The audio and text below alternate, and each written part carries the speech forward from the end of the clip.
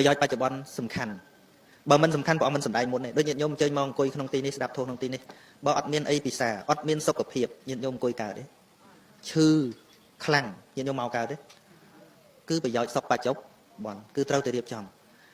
យើងឥឡូវធัวយើងវាច្រើនតែផ្លោះប្រយោជន៍សុខហ្នឹងដល់អញ្ចឹងទៅស្ដាប់ធัวយ៉ាងណាក៏នៅតែចាស់ច្រើនអញ្ចឹងមែនទេមិនបានចាស់ច្រើនមិនបានក្មេងតិចថាចាស់ភាកច្រើនទោះគេមិនបខំក៏ទៅដែរព្រោះគាត់ចិត្តស្លាប់ហើយគាត់ស្ដាប់ទៅគេលោកបានខ្លះដើមទុនខ្លះទៅជាតិមុខគាត់ត្រៀមចាំអាពេលទៅហ្នឹងមែនទេត្រៀមទេតាមពិតណាធัวពុទ្ធដែលមានប្រយោជន៍មែនទែនអ្នកដែលឃើញប្រយោជន៍ធัวមែនទែនមិនមែនឃើញប្រយោជន៍នៅជាតិមុខទេគឺឃើញប្រយោជន៍នៅបច្ចុប្បន្នដូចជាសង្ឃហធัวអញ្ចឹងមានណាធ្វើថ្ងៃនេះទៅយកផលជាតិក្រោយសង្ឃហធัวដែលនាំឲ្យមានមង្គលញាតិញោមមើលមង្គល38ប្រការមើលអាសេវនាជាពេលលៀនហ្នឹងមិនខ្សែគប់បុគ្គលពេលតើកើតខ្សែគប់បុគ្គលពេលចង្រៃជាតិហ្នឹងឬក៏ចង្រៃជាតិមុខចង្រៃជាតិហ្នឹងបណ្ឌិតានញ្ញសេវនាការខ្សែគប់បណ្ឌិតទាំងឡាយតើនាំឲ្យបានប្រយោជន៍ជាតិនេះឬក៏ដល់ជាតិមុខខ្សែគប់អ្នកចេះដឹងអ្នកមានគំនិតល្អយើងរៀនយកគំនិតហ្នឹងជាតិហ្នឹងឯងប៉ុន្តែញាតិញោមសាធុចាំយកទៅជាតិក្រោយបានយកអាហ្នឹងហើយបានសម្បូរចាស់មកស្ដាប់ហ្នឹង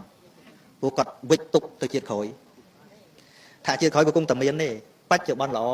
អនាគតក៏ល្អប៉ុន្តែសំខាន់គឺបច្ចុប្បន្នហ្នឹងហើយឃើញនៅជប៉ុនទេគេព្យាយាមនិយាយធัวបច្ចុប្បន្នគឺសង្ឃហធัวនេះគេបង្កើតជាសមាគមគេបង្កើតជាមូលនិធិគេសមាជិកគេឡើងរាប់លានអ្នកឲ្យទៅលើថាមានគ្រោះទឹកចំនួនឬក៏ឯណាអត់បាយឬក៏កើតទុរភិក្សអីម្ដងជួយរាប់លានអឺរ៉ូតើគេបានមកពីណាបានមកអំពីការចែករំលែកដោយសារគេផ្សារភ្ជាប់អាធัวហើយនឹងជីវិតហ្នឹងគឺជាមួយនឹងធัวពិតនៅបច្ចុប្បន្នហើយញាតិញោមសិក្សាសតិប្បដ្ឋានវិបស្សនាគុំទៅរនពៀនជាតិក្រោយអ្នកណារនពៀនជាតិក្រោយនឹងខុសមក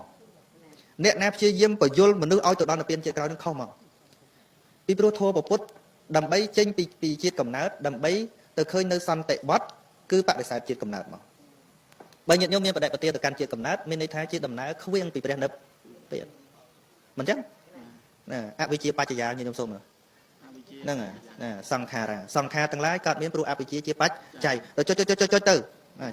ខៀលថាណារហូតដល់ចុងទៅជាតិបច្ចយជរាមរណង្សោកបរតេវតុកតោមនសបាយាសាសម្ភវន្តិជាតិជរាព្យាធិមរណៈសោបរតេវតុកតោមនសបាយាសទាំងអស់រមែងកើតព្រោះតែមានអាជាតិកំណត់ចង្រៃនោះគុំអីមិនងាយស្លាប់ថ្ងៃនេះដំណើរទៅព្រះនិព្វានដល់នឿយណាយជាមួយនឹងអាកើតហ្នឹងគឺមួយទៀតក៏ចប់រឿងនេះចឹងផ្ដាំអ្នកដែលការយកប្តីប្រពន្ធឲ្យទៅបង្កើតកូនណាចេះតែហ៊ានយកកូនណាអីខ្លះអត់មុខរបរអីមិនច្បាស់រុយលុយខាងចាយខ្លួនឯងមិនគ្រប់ឲ្យហ៊ានបង្កើតកូនមកមើលហើយមួយបន្តិចអី5អីនោះដាក់គ្រាលហេមលហាមបង្ហោះតាម Facebook អាត្មាអាណិតវាអាណិតហើយប៉ុន្តែអ្នកបង្កើតកូនអត់មានគោលកាយទេគឺដាក់យកមកតែហ្មងអាំងទៅគ្មានត្រូវធ្វើ passport អីមិនចេះអត់ទេនិយាយដូចលេងប៉ុន្តែប៉ះចេះតែគួយគិតណាគិតថាយើងបង្កើតគេយើងត្រូវទទួលខុសត្រូវណាយ៉ាងហោចក៏ឲ្យគេបានរៀនសូត្រមិនអញ្ចឹងហ្នឹងត្រូវទទួលខុសត្រូវអីអត់លេងបង្កើតម្នាក់បោះទុកអីម៉ែរត់ទៅថៃអស់លីងបាទថាយ៉ាប់រោទីពឹងសិនទៅអញ្ចឹងអាត្មាមិនអាចទៅកាត់បន្ថយភាពក្រីក្របានទេកាត់បន្ថយកូនខ្លះទៅហើយគាត់ថាមានសមត្ថភាពចាំកូនយកទៅហើយរឿងមួយទៀតពូនិយាយមិននិយាយច្រើនហ្នឹងហើយរឿងមួយទៀតរឿងថាកូនដែលម៉ែឲ្យត្រូវការយកមិនទៅនឹកណាដល់បាត់ហើយបាននឹកឡើងអី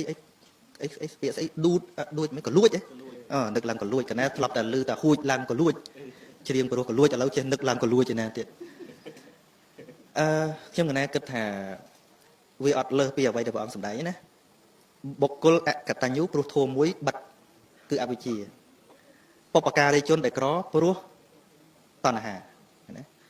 បើចង់និយាយថាគ្រប់គ្នាគឺអញ្ចឹងភាកច្រើនគឺអញ្ចឹងដោយសារអីដោយសារការនៅក្នុងភាពជាកូនហ្នឹងមិនដែលសូវយល់ចិត្តឪពុកម្ដាយទេសូវចេះយល់ទេជួនកាលទៅទៅជាមួយឪម៉ែស្ដីឲ្យអីចេះណារហូតទៅដល់អ្នកខ្លះអាចប្រហែលជាពាក់កណ្ដាលមនុស្សនៅពេលខ្លួនឯងមានកូននឹកឃើញពេលដែលខ្លួនឯងបដៅកូនហើយកូនជាតមកតប៉ែណានឹកឃើញកាលអញហ្មងអាពាក់កណ្ដាលទីវាអត់ដឹងទៅងាប់ណាអត់ដឹងរហូតតែបើមនុស្សចេះគិតបន្តិច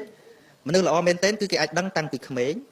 មនុស្សចេះគិតមិនបាច់និយាយថាស្អីគឺថាគាត់មនុស្សចេះគិតមធ្យមហ្នឹងពេលមានកូនខ្លួនឯងបន្តដឹងចាប់ដើមដឹងពួកខ្លួនឯងខ្វល់មួយកូនមិនមិនចឹងណាចេះនៅអូអញនៅវិញចឹងដូចគ្នាហ្នឹងមនុស្សចេះគិតមធ្យមបើមនុស្សអត់ចេះគិតសោះមួយជីវិតអត់ដែរដឹងហើយទៅបខំអត់ចេញ មនុស្សនឹងត្រូវការអប់រំច្រើនមោហៈច្រើនបានជាត្រូវខ្សែគប់នឹងមនុស្សល្អនឹងចឹងប៉ុណ្ណឹងចុះអាត្មាចូលរួមប៉ុណ្ណឹងព្រោះមាន